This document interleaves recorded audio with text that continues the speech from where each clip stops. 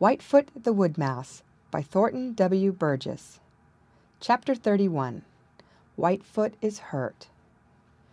The hurts that hardest are to bear come from those for whom we care. Whitefoot. Whitefoot was hurt. Yes, sir, Whitefoot was hurt. He was very much hurt. It wasn't a bodily hurt, it was an inside hurt. It was a hurt that made his heart ache. And to make it worse, he couldn't understand it at all.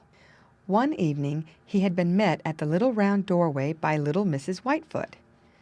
"You can't come in," said she. "Why can't I?" demanded Whitefoot in the greatest surprise. "Never mind why, you can't, and that is all there is to it," replied Mrs. Whitefoot. "You mean I can't ever come in any more?" asked Whitefoot. "I don't know about that," replied Mrs. Whitefoot, "but you can't come in now, nor for some time. I think the best thing you can do is to go back to your old home in the hollow stub." Whitefoot stared at little Mrs. Whitefoot quite as if he thought she had gone crazy. Then he lost his temper. "I guess I'll come in if I want to," said he. "This home is quite as much my home as it is yours. You have no right to keep me out of it. Just you get out of my way."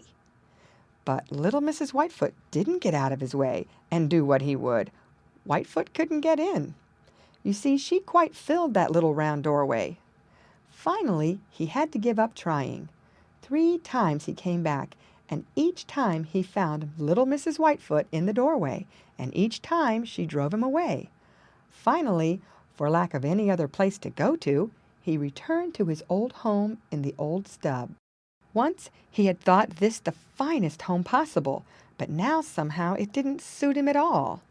The truth is, he missed little Mrs. Whitefoot, and so what had once been a home was now only a place in which to hide and sleep. Whitefoot's anger did not last long. It was replaced by that hurt feeling. He felt that he must have done something little Mrs. Whitefoot did not like, but though he thought and thought, he couldn't remember a single thing.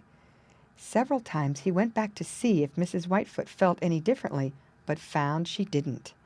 Finally, she told him rather sharply to go away and stay away. After that, Whitefoot didn't venture over to the new home. He would sometimes sit a short distance away and gaze at it longingly. All the joy had gone out of the beautiful springtime for him. He was quite as unhappy as he had been before he met little Mrs. Whitefoot. You see, he was even more lonely than he had been then. And added to this loneliness was that hurt feeling, which made it ever and ever so much worse. It was very hard to bear.